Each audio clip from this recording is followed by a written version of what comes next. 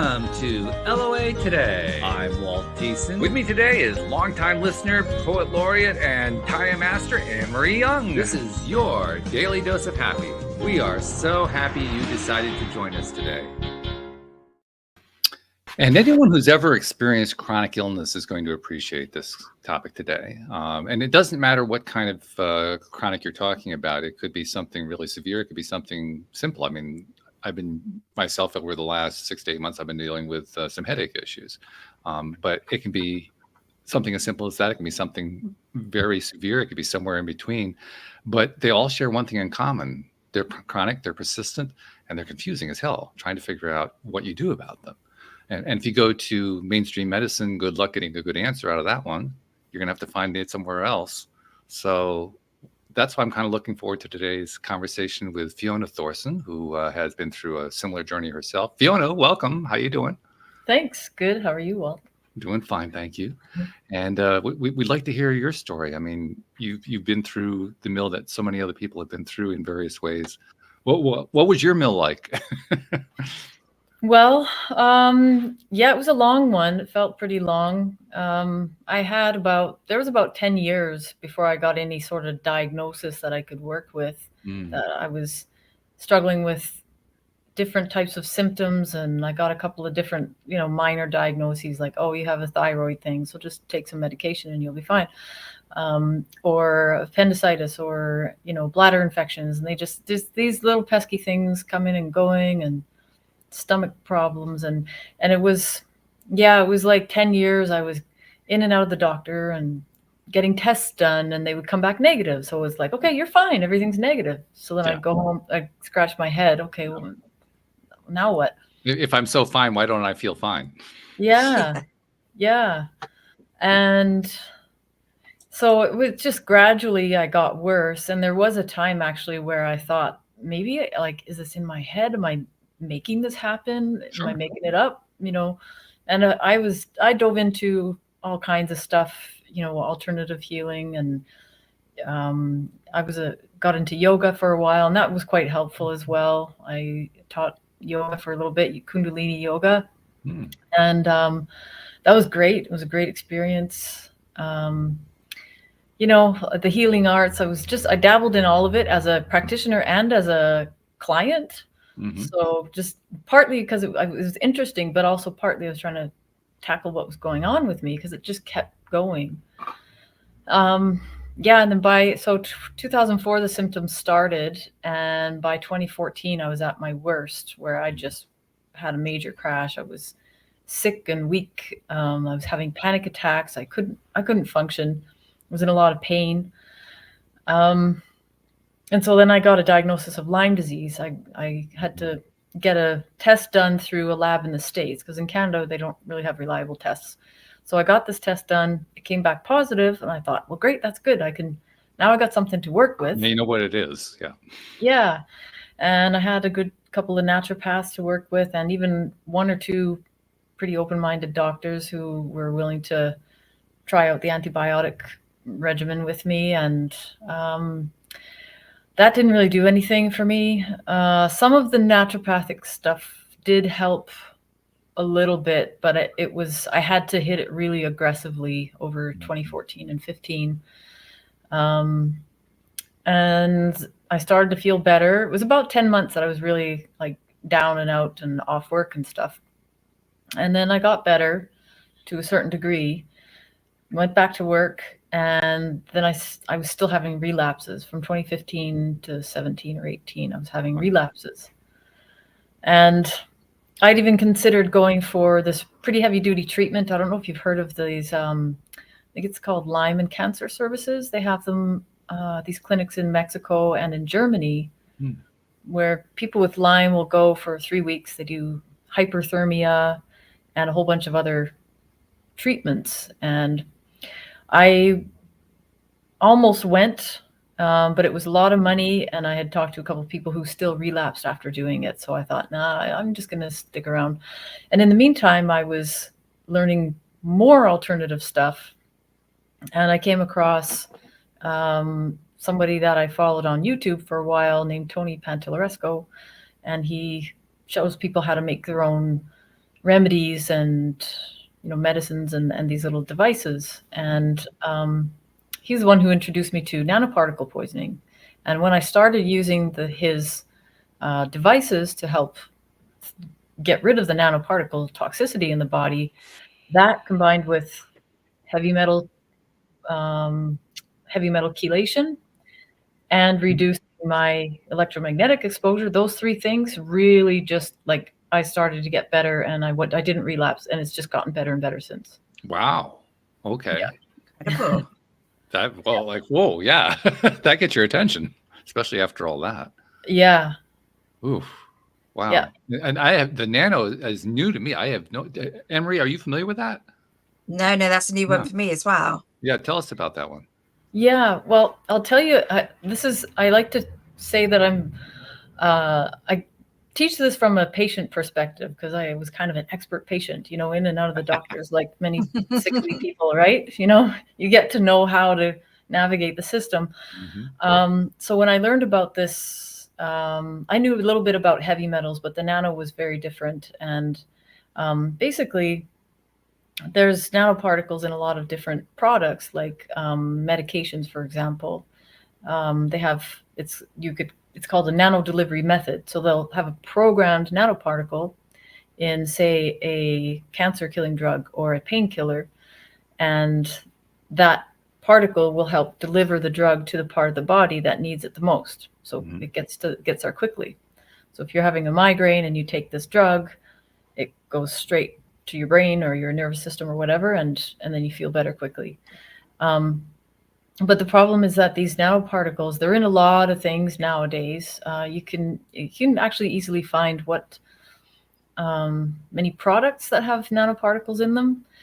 But the problem is that when these accumulate in the body, they will start to come together, like assemble together, and they form these little threads and fibers and stuff. And then they start to cause havoc in the body. So, my friend and mentor, Tony, and some other people learned how to make these little electromagnetic pulsing devices and use their other detoxing, herbs and things to get the stuff out. And that's really what stopped the relapses for me. That's really remarkable, because, I mean, I'm not an expert at all, but a nanoparticle is a microscopically small thing. It's nano, I believe, is 1/1000th, so it'd be 1/100000th of a meter, if you can imagine how small that is. It's tiny. And in fact, nano has achieved its biggest, I guess you could call it attention, its biggest level of public awareness through computers. Nano as a measurement of computing power and computing size, and there's a whole science to that I won't even get into. But nanoparticle as a medical or as a biological it's almost more science fiction than real, although it's real. Yeah. So I think it's one of the reasons why I had certainly not heard of it as an actual thing until you mentioned it. I had always heard about it in fictional realms. So I'm kind of fascinated. Mm-hmm. Well, there's even some products out there that now, like supplemental products, like nano silver or nano silica or even nano size anything. Like we can absorb and process the micron size, like salts, magnesium, everything that you take for vitamins and minerals are on a micron size. But once they're in the nano size, they cause too much havoc on the system, and then they form these networks, which then cause havoc on the system more. So I'm not sure exactly why they would put these supplements, these minerals and vitamins in the nano form. Maybe they figure it's more effective, but there's lots of studies out there. On the computing side, what they're trying to do with nanotechnology, as it's often called, is they're trying to insert these little tiny organisms and get them to do exactly that, to network together, with the idea that by kind of like with, let's say, well, this is kind of a negative example, but a bot farm that tries to take over a chunk of the internet, kind of like that same idea, only on a very small microscopic level. The idea being that if you can make that happen, then it becomes possible to affect things at, say, the DNA level or at the cellular level, trying to, resolve disease situations and so forth. Yeah. So, I mean, that's what the dream is. I mean, I have no idea how far along they are with the reality of it, though. Mm-hmm. Well, I mean, yeah, there are a lot of studies out there on the benefits and the toxicity. So there's both sides. There's a really interesting video by Rice University where they actually show how these nanoparticles assemble in the lab, and they've got, their material, and they put it in a box of, this protected box, and then they fire lasers at it, and these frequencies affect the particles, and they start to assemble. And so that's, I mean, maybe that's part of the computer technology, but I think that's also what's happening inside the body when these things, we get hit with the electromagnetics. If we have some of that stuff inside of us, then they're gonna form. And it's if you've heard of Morgellons disease, yeah, it's basically the same thing. Okay. Yeah. Interesting. And I mean, to me, it was all so weird and far out there too. I didn't believe it. I mean, it's kind of like finding that you've been invaded by Star Trek. I started using the device. Oh, sorry, go ahead. Oh, no, I was just going to ask a question. So how exactly are they causing havoc in the body? What is it? And you said they kind of cluster up, but what is it they're doing to your body? Well, I would think it's just like any other pathogen. Like, as an example, one of my many symptoms back then was I had really painful periods, and they were so bad that the doctors said to me, you probably have endometriosis. But the only way to truly diagnose that is to do surgery and go in and look and then clean it all up. I never did the surgery, thankfully, but everything that I was showing clinically pointed to that. After the first 3 months of using this anti-nano device that I got from my friend, well, actually, in the first couple of instances, I had stuff coming out of my body, out of that area of the body as well, that were these fibrous type of things. Wow. And then 3 months of so fibrous mean to the point where you can see it with the naked eye. Yeah. Wow. And then after 3 months of doing that consistently, my periods went back to almost completely normal. And so I thought, well, I'm seeing it come out of me, and I have this major change in symptom. I'm going to keep going. And I'd even have, like the Morgellons thing. Sometimes I'd pull something out of my skin, or, and you could see some funny looking stuff under a microscope when you look at it. I mean, the phrase that keeps coming through my mind over and over again, it escaped the lab. I mean, that's what it sounds like. It does. Yeah. I do believe. I mean, I know it's maybe not for your audience. Maybe your audience is used to hearing. Oh, they hear bizarre stuff. Good. Yeah, this isn't going to freak anybody out, but it's going to raise some eyebrows, because, I mean, I don't know how many of our audience have actually heard about nanoparticles as an active thing in the human body. It's like we said, it's certainly new to us. Yeah, that's pretty wild. That's crazy stuff. And so you come out the other side, and, well, first of all, you must have been relieved that you finally got through all that. But what else were you feeling? Well, so like I said, my menstrual cycle started to regulate. Even my eyesight got better. My prescription went down like the next couple of years later, after not much, but just a little bit. Doesn't have to be much. That's still impressive every time. Yeah. I started to feel stronger. So back when I was really sick, like, if anybody who's got fibromyalgia or chronic fatigue syndrome, like, it's hard to lift things or, climb a hill or even climb stairs. It can be really painful afterwards. And for me, it was, I would, even just lifting groceries or going out and getting groceries, or I was in pain for days afterwards sometimes. And trying to work out I couldn't do the yoga anymore. There's no way I could do it. I even tried it as gently as possible, and I was still in so much pain. But after this cleansing process started to occur, I noticed I didn't have such intense pain anymore. And I was actually feeling that, like when you go to the gym and you pump some iron and the next day or two, you feel that kind of good The pain burn. in your Yeah, muscle. right. Yeah. That was starting to come back because I Mm. hadn't felt it in years. I'm like, wow, my muscles are regenerating. That's what it felt like. Mm-hmm. Yeah. And it's been like that since. Like I can do stuff again. I can hike and climb and not well, to a certain degree. I'm not an athlete, but nothing compared to 10 years ago when I was really sick. So not like the old doctor joke where the patient asks the doctor, after the surgery, will I be able to play the violin? And the doctor says, sure. He says, great. I never could play the violin before. So, Awesome. But it sounds like you've totally got your quality of life back. Yes, exactly. Yeah. that's Yep. exciting. Yeah. What kept you going? That's a good question. Well, I had my parents' help, so that was a huge help. My mother came to live with me for a little while first. She was a nurse, so she was happy to take care of me and stuff like that. And then I moved back with her to my father and stepmother's house while I was at my worst, and they helped me out. So my parents were a big part of that. And there were times too, I guess, because there was, moments when at my sickest, I was like, the question came up, like, how am I going to do this? People say, take it one day at a time.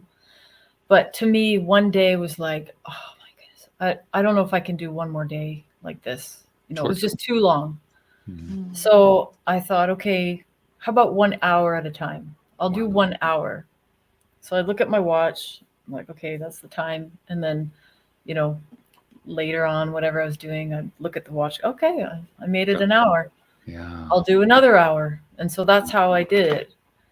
And I'd have to say, like, facing your possible death, which really it was, because there was times I wasn't sure if I was going to wake up. It wasn't anything frightening, really, but it was just like, it was a deep thing. It was a deep thing that I just was like, okay, I just have to just go into this no matter whatever's going to happen. I'm either going to get better or I'm going to die. Just accept it.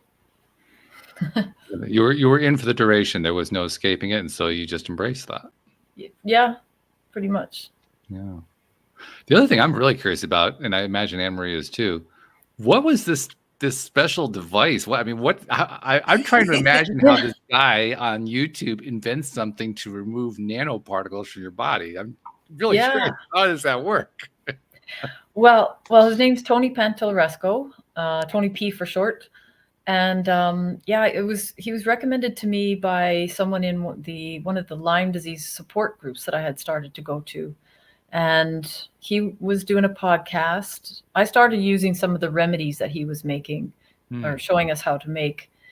And then I listened to the podcast and I was listening to him. He thought back when he was sickly, he's a herbalist, but he was afflicted with Morgellons disease. And he thought maybe it was Lyme, or he thought a bunch of different things. And then he was collaborating with another guy. This other person with similar problems called him up and said, you're not dealing with Lyme disease or this like a organic thing called Morgellons. It's actually nanoparticle toxicity. So those two guys, and I think there were a few others, I don't know who was all involved, but they worked together researching and somehow figured out that if you hit something like a program, like the programmed nanoparticle with an electromagnetic pulse, an opposing field, it's kind of like if you have a credit card and you put a magnet to your credit card, if it's strong enough, it's going to wipe out the program from that credit card. So all you have is a piece of plastic, right? Your balance is gone, your name is gone, everything. And then, so it's kind of like that. Using that device on your body, you wipe out the program. So now and sometimes it even breaks it, because when this stuff comes out, if you see it coming out, it's in pieces sometimes. So you put this, it's a triangular, there's two different ones, a triangle that you just kind of place on the body wherever you want. And then there's another one that's a bucket with wires and magnet around the outside, and you can use it as a foot bath. So you hit the body with that. It doesn't feel like anything. You can't really feel anything. And then you do all the detoxing, like a lot of similar to what probably most people know for detoxing, but there's a few things that are more specific to heavy metals and nano. So, I mean, that's it in a nutshell. So these guys figured it out. Tony came up with those 2 devices, and he's been showing people how to make them. And I also teach people how to make them and go through some of the detox stuff that I've kind of accumulated along the way. This is almost like listening to a fantasy or a science fiction podcast, because I mean, the solution that is often given in such a program, a movie, television program, whatever, is to use an EMP, an electromagnetic pulse, in order to kill off the nanos. And that's exactly what you're doing. I'm thinking, wait a minute, it's like on a Starship Atlantis or something, Stargate Atlantis. It's like one of these things. Like, you got to be kidding me. And if we're actually doing this in real life, that's amazing. And you can make it yourself. Like, it's fairly easy to make. Like, yeah, I mean, electromagnetic pulse. That's essentially sending out an electromagnetic wave. It's just, I mean, anything that has electricity to it, anything that has light to it, usually there's some kind of a pulse going on there. So it's not difficult for me to imagine that something like that could be created. I mean, I'm kind of curious to know about that particular design. I don't know what you can tell me about it, but just what you were describing, it's like, oh, that's kind of fascinating. But yeah, really. Wow. Well, you mentioned the like science fiction movies. There's even a scene in The Matrix, if you remember, where they use where they use the EMP on the Sentinels. Is it? Yeah. Yeah, the Sentinel. Right. Exactly. Yeah. Same thing. Same idea. Same idea. Yeah. This is. I really did not know that we had anything going on with nanoparticles in the human body today in reality. I've heard rumors of investigations and so forth, but anything that's actually out. I mean, this literally does sound like something that just escaped the lab. It's really what it sounds like. Yeah. Yeah, it does. And kind of makes me wonder how many other people have. In fact, I'm kind of taking a little self-inventory and wondering, does that have to do with these headaches I've been experiencing? I don't know. Kind of curious. I'm not sure how I test it. Is this something that's recognized in the medical field, this little machine? No, I would say the closest commercial machine that I know of to these things would be the PEMF, PEMF, pulsed electromagnetic frequency mats. But those are, I don't know what's all involved inside those things. I know they have coils of some sort, so you would kind of get sort of a some sort of opposing field, electromagnetic field in those mats.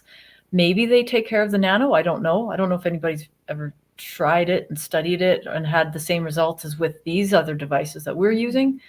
I don't know. I don't think there's really any, official studies out there.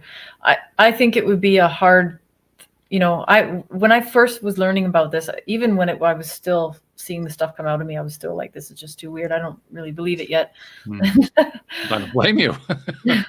Until I saw more. Like, what were you supposed to think? I think that would freak me out a bit. Just watching this stuff going out. It would just, Oof. And then I actually I did bring it to a couple of doctors. I had some pictures of my samples that I had through a microscope. I don't know if I brought the actual samples in, but I had pictures. I tried maybe 3 or 4 different practitioners, MDs and other types, and they all just went, I don't know. If it's working, keep doing it. Yeah. Well, you think about it, the way medical science is performed, it's based on averages. You study a population group and find out how prevalent something is, and then you try to apply some kind of a condition change to see if it accomplishes anything. That's how medical science is done. The biggest challenge there would be identifying a target group to work with, because as far as I know from what you're describing, the only way to know whether somebody has that is to apply the treatment. I think that's probably true. You can't create your target population to test on because you don't know who they are. Yeah. Well, and that's actually is a question that people ask me sometimes when they come to me for help. Like, well, how do I know if I have this stuff in me? Yeah. I said, you just got to start using this, and Try it, see and what then you'll happens. see. Yeah. Yeah. Yeah. If something happens, then you know, yes, you have it. If it doesn't happen, then nope, you don't have it. It's fairly straightforward, really. Yeah. Yeah. Wow. And so what I mean, this is not a difficult question to answer, but I got to ask it anyway. What drove you to decide to start sharing this with the world? Oh, I started a blog, actually, the blog that I have now. And well, first of all, once I started to see the benefits I was getting, I was like, wow, I need to learn more about this. So I was hounding Tony by email. Can I just, like, piggyback on you and learn some more? So yeah, so he and I started chatting some more, and I learned quite a bit from him, and then other people too who are also figuring things out. There's actually a group of people that I've met through him that everybody kind of comes from a different background, nurses, and not everybody in the medical field either. So we kind of share information and share what we've had for our own results. So I started the blog because I thought, people have to know about this. Sure. Like, if I was this sick and I got better, then maybe some other people can. Yeah. So that's why I started the blog. And then it was just a blog idea, and then I was getting emails, like email after email, with the same question: how did you do this? I want to know how you did it. So I was writing the same answer back all the time, and I thought, I got to do something with this. Like, I put it in one thing that I can just pass it out. So I've made a course out of it now. Oh, okay. Yeah. Well, all right. Now we can't leave that dangling there. How do they find the course? It's on my website on fionaforhealth.com. You can see Nano Detox Coaching. There's a button. That particular one at the moment will lead them to the recorded program. But if they want to wait just a couple more days, I will post the live link. So we're going to do a live course. Wow. In November. I've gotten the dates. I forget the date. I think it's mid-November. I'll post it. Maybe I'll send it to you guys later. Yeah, that'd be great. So we do 4 hours in total. We'll do like a Tuesday and a Thursday, 1 hour each. And then the next week, a Tuesday and a Thursday. Mm-hmm. And so I'll teach people how to make those devices and do a bunch of the detox methods that go along with it. They get the instructions and some documents to help them along. Fantastic. Wow. I think what I love about this is it's something that somebody can make themselves. It's not an expensive gadget that somebody has to fork out for to get their health. It's something that sounds like it's relatively affordable that people can actually do. Yeah. Themselves. Yeah. I like love that concept. It can be a bit overwhelming for people, like especially if they're quite sick and they're brain fogged and they're like, I don't know, I don't want to make it. It just seems a bit overwhelming. But once you do it once, it's like, it's easy. And I imagine from what you were describing, you get some biofeedback that tells you that this is worthwhile. So then it becomes easier to do it the second time. Yeah. I think yeah, it's definitely worth it, and one thing though I have to say is that it's a lot of people with these type of chronic illnesses, autoimmune issues or whatever it is, oftentimes it's a buildup, it's taken time of building up of toxins in their body to get as sick as they are. And so it's going to take time to backtrack on that. So for me, it only took a few months to see some major symptom changes, but it was at least 6 months in total before I started to feel that good muscle feeling. And then it was a year that I was like starting to do a proper hike again. So, and it just, like I said, it just got better from there. So it was a gradual decline and a gradual repair of my body. It's almost like the body was having the nanoparticles teased out of it. Maybe. Yeah. You know? Yeah. And you know what? There's I saw a couple of the blurbs on your website with, people talking about the mind and visualization, and I know that there's a big connection to trauma and emotions and our health as well. And that's something that I don't teach in the program, but I know there's a huge component to that. So I tell people, like, if there's something to work on there, then do that too. Don't just do one or the other, but do that too. Because I do believe that it's almost simultaneous. Because I also had a big emotionally traumatic event back when my symptoms started, but I didn't realize I was dealing with it until much later. And having these very physical, seeable results, I kind of just was like, oh yeah, the emotional part wasn't on my radar, but I did work out through the emotional baggage that was in there as I was cleaning the body out. So how big of a component was that compared to the physical side? It's hard to gauge. Yeah. I'd say it was a pretty big component. Okay. Looking back, I think it was a big component to it. Yeah. Okay.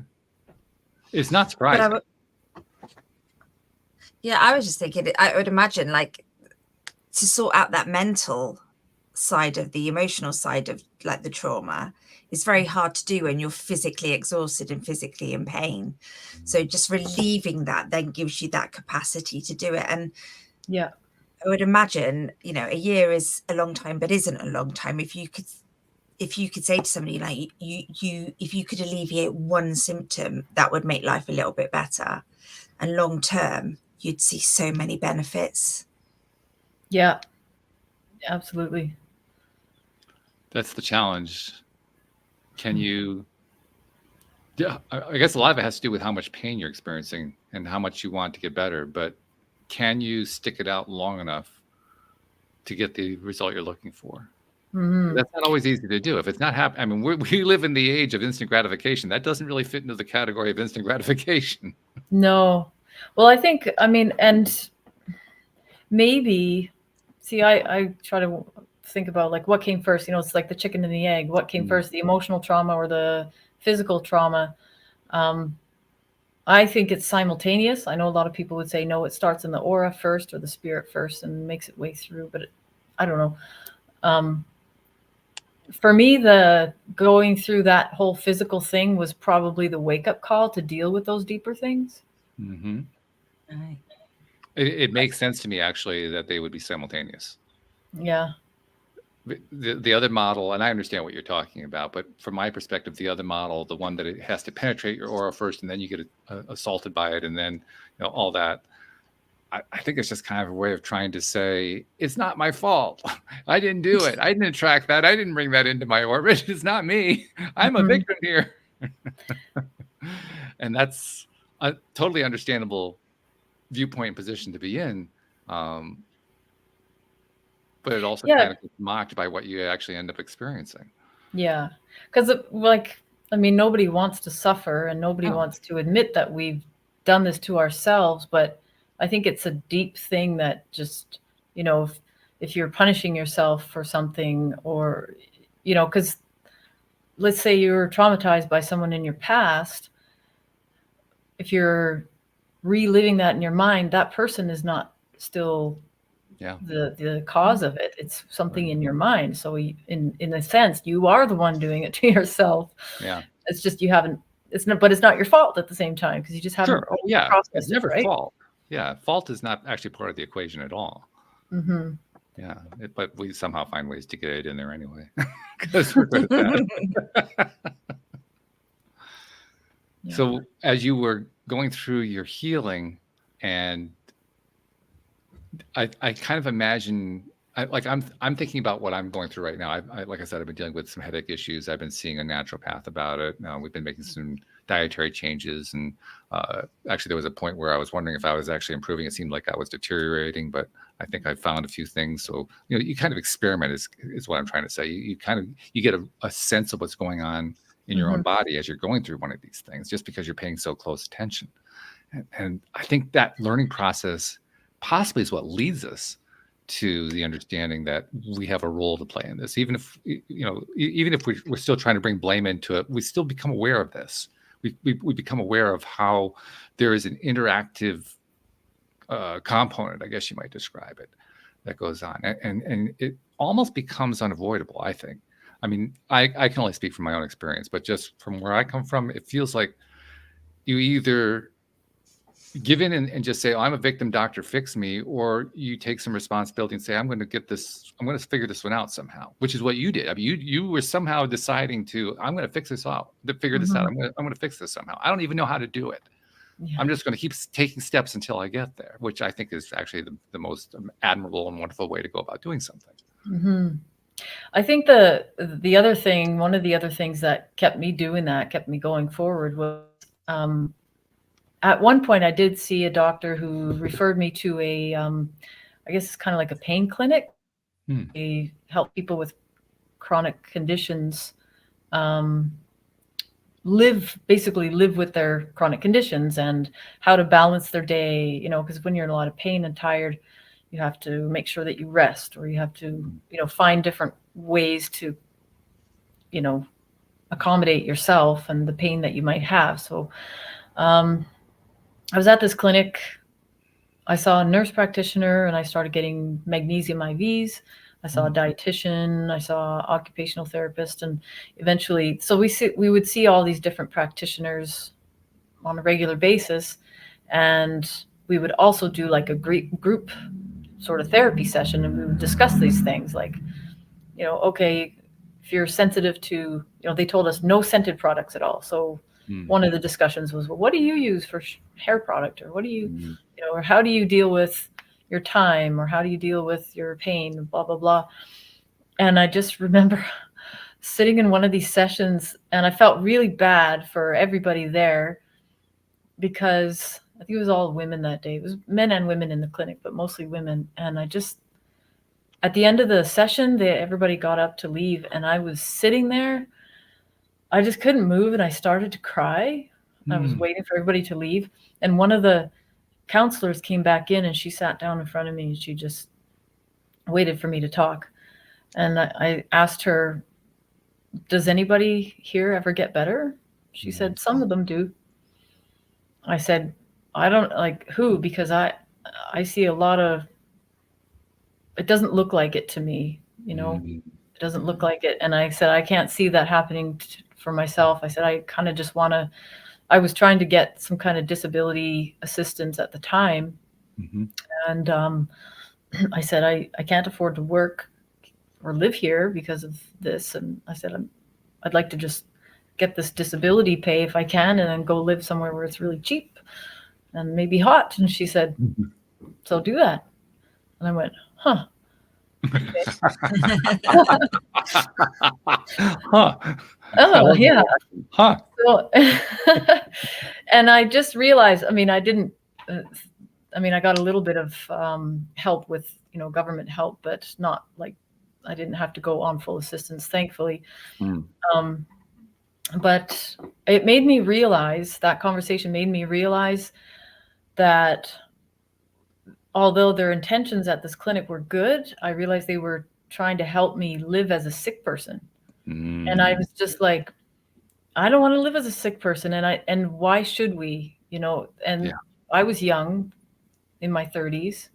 And some of the other people there weren't old. We weren't a bunch of old cronies walking around, So I thought, there's something wrong with this.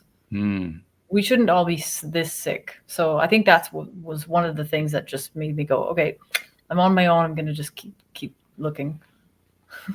Wow.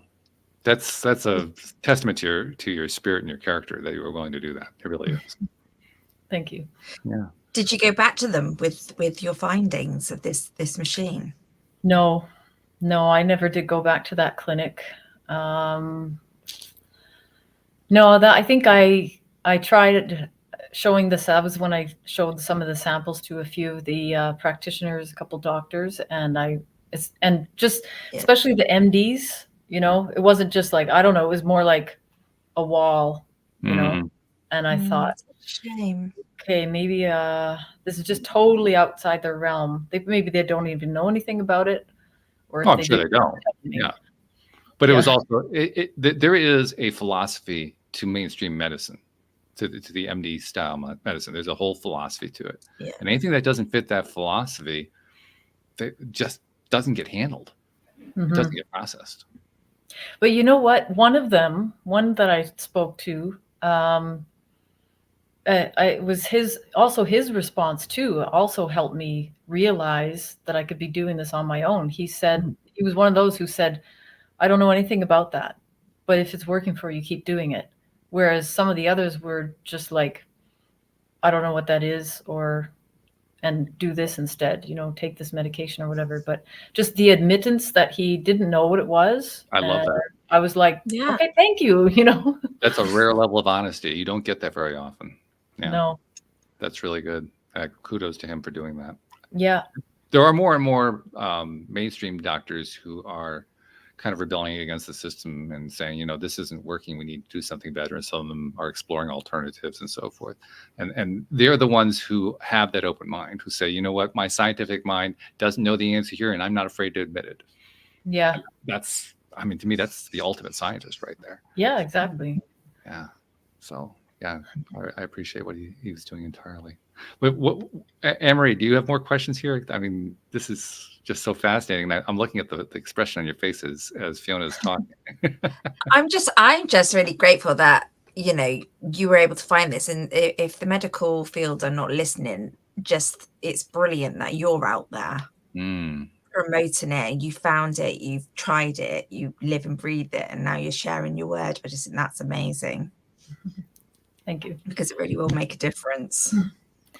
Yeah, I hope so. It's a tough one, to talk about with people, because we talked about all the weird side of it. You don't have to get into the weird side of things, but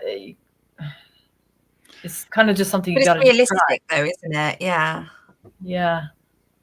Well, I was telling you before we got started, Fiona, before Anne-Marie hooked in, that that I started this podcast 12 years ago, and I gave you the whole story about how all that happened. When I started, the topic of law of attraction was about as woo-woo as you can get.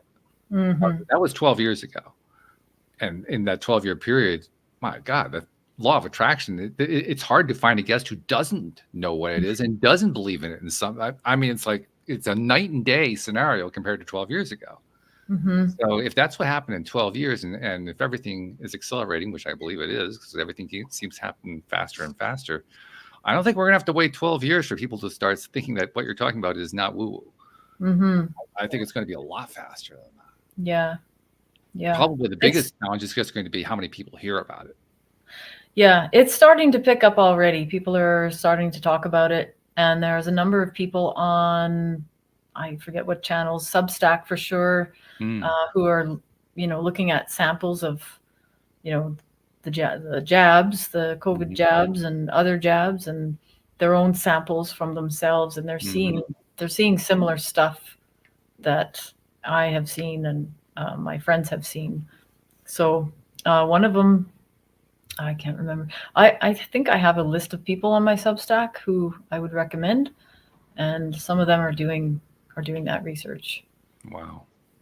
Yeah. That's so exciting. It's exciting on a number of levels, not the least of which is, I don't know how many of those people would self-style themselves as scientists, but they're behaving like scientists. Yeah. Well, I think it's like they kind of just had to figure it out, maybe. Yeah. But to me, that is a wonderful throwback to where science used to be. Science used to be an amateur's activity, usually wealthy, because they were the only ones who could afford to spend any time doing it. But it was individuals who self-styled themselves as scientists, and they adopted scientific ways of thinking and so forth. And they wrote letters to each other and shared their findings about stuff that was of interest to them and so forth. It's a form of science that has, to some extent, been lost in the modern scientific machine. And so I'm loving it when I hear stories like yours, because that tells me that the machine can keep right on going, but it's not going to stop what I consider to be pure science, which is what you're doing. and what they're doing. I don't know about myself. I'm not much of a scientist, and that's not my background for sure. I mean, I wasn't interested in this sort of thing. I was interested in health, but yeah, the nanoparticle element and the computer side of things that is connected to that, and like the electromagnetics, like you mentioned, I would not have gone looking for that stuff if I hadn't come across it. Yeah. Yeah. But that again, that's the way science used to be done. Nobody was an expert at everything. They recognized there were no deep specialties. You couldn't get a PhD in neurobiology as it applies to the chemistry of the bone or something like that. You couldn't do that kind of thing. It just wasn't even a possibility. So everyone was a generalist, and they were generalists in their own little areas, and they were comparing notes all the time. Well, that's essentially what you guys are doing. Yeah, I guess so. Yeah, it would be. Yeah, it's the same thing. And to me, it's the purest kind of science, because it's a science. First of all, it's a science without credentials, which I absolutely love, because I think the credentials get in the way. I don't think there's anything wrong about going after a credential. I just think that we put too much emphasis on them. We say that they're more important than they really are. So it removes that particular block, and when you remove that block, your minds are wide open. I mean, you have to be as wide open as possible to explore this anyway, because like you said, you don't even know anything about computers. You don't know anything about nanotechnology. It's just not part of your sphere of knowledge.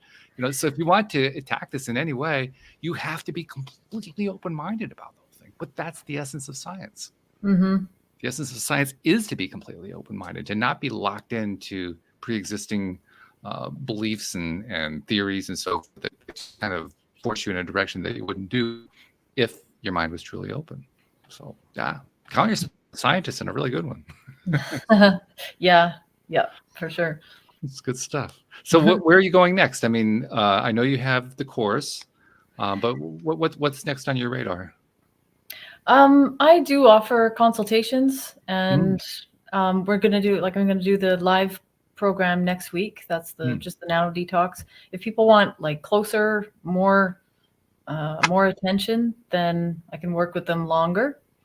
If they want to put a little group together, like they've got a family, they want to do that, they can contact me.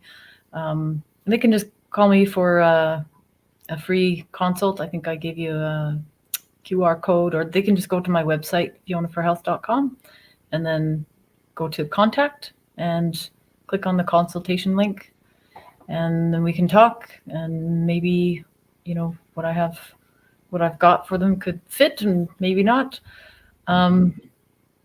Yeah, that's about it. I also, I have a document, EMF document. So I put together a document on just ways that you can protect your body and protect your home from the electromagnetics.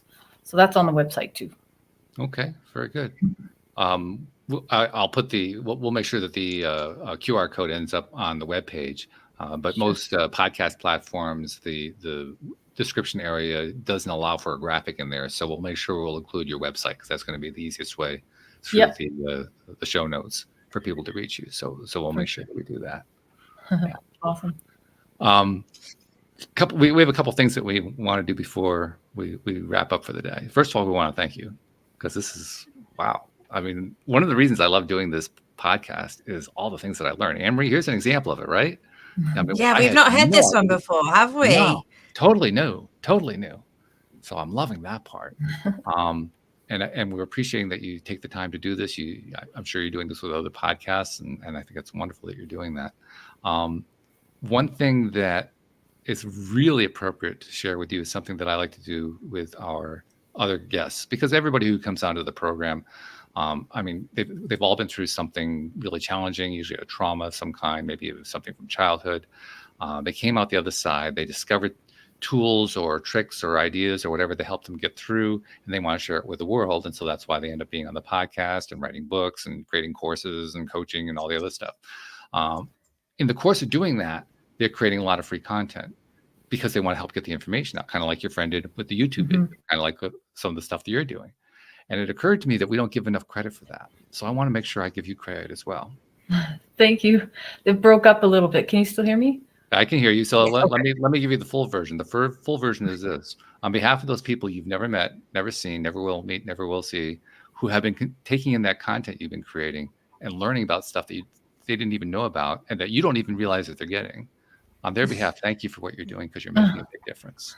I appreciate it. Thank you for having this chat. It's been really nice. And I also, one of the reasons I love having my co-hosts, including Anne-Marie, is first of all, I love having them on the show because they add a wonderful element to it. But they also have the perspective that I don't have. They get to, they participate, but they also are like the on-site listener, so to speak, the active silent witness. And in the process of being that person, they have a perspective that I can't possibly have. So I always go to them and say, how do you tie all this together? And I get some amazing answers when I do that. So Anne-Marie, how do you tie this one together today? I think for me, I love the aspect of the idea of this, because I'm not a big fan of just taking pills all the time, because you're just putting chemicals into your body. And I love the fact that this is taking something unhealthy out of your body. I think that's amazing. But I think the one thing that has really stood out for me, and that is Fiona herself, it is the tenaciousness, the just not giving up, the going for it and persevering and getting there and sharing it. So my big take from today's show is just don't give up, don't settle, go for it. Mm-hmm. And Fiona's just sitting there saying, yep, that's it. Yep. Like, it's so easy. It's so simple. We know it's not simple. I mean, it's not simple, is it? No.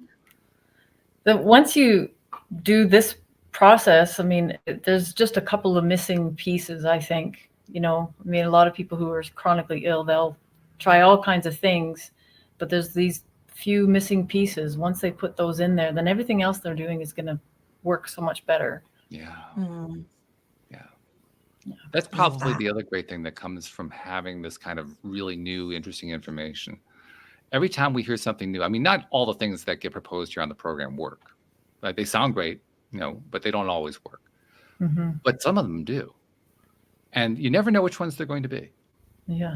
You have to kind of try them in your own life and find out, first of all, do they apply? If they apply in your life, then you can give them a try. And in the process of doing that, you end up basically becoming your own self-scientist. You're doing your own study on yourself.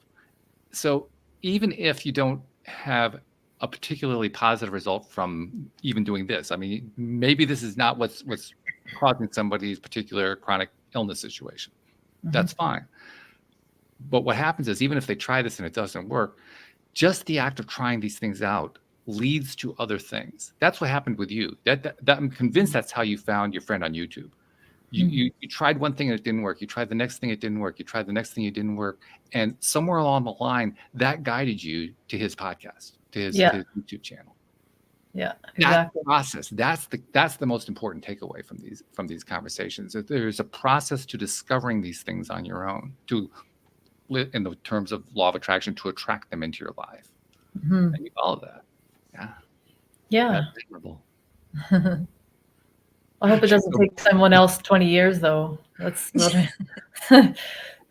well, that's why you're doing this, right? Because you don't want everybody else to take 20 years. You want to do it in a lot less time. Yeah, exactly. Yeah, that's admirable. Well, thank you again for being on the program. Thank you for sharing this stuff. We really appreciate it. And we wish you all the best. Thank you. You're welcome. Thank you for having me. It's been really nice. I can feel your heart. Thank you, Anne-Marie. Glad to hear that you're off to wonderful stuff you were telling us about beforehand. So yeah, good luck with all that, and we'll see you for your travels. And thank you to our podcast listeners everywhere. We'll see you all next time here on LOA Today. Goodbye, everybody.